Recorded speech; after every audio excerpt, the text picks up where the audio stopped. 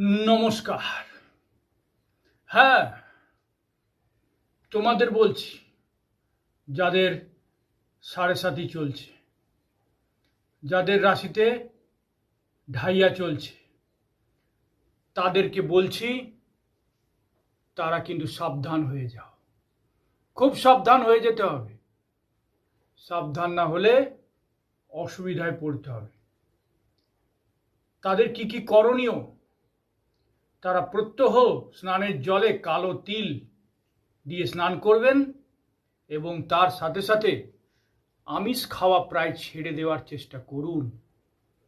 আমিষ খাওয়ার যত খাবেন তত কিন্তু সাড়ে সাতিতে অসুবিধা হবে।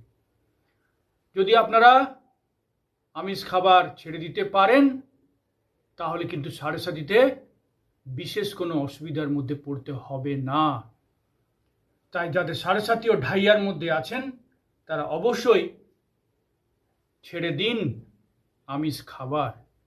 তার সাথে সাথে সকাল সন্ধে হনুমান চালিসা পাঠ করুন ও শনির সাড়ে সাতির কুপ্রভাব থেকে নিজেদেরকে মুক্ত রাখুন।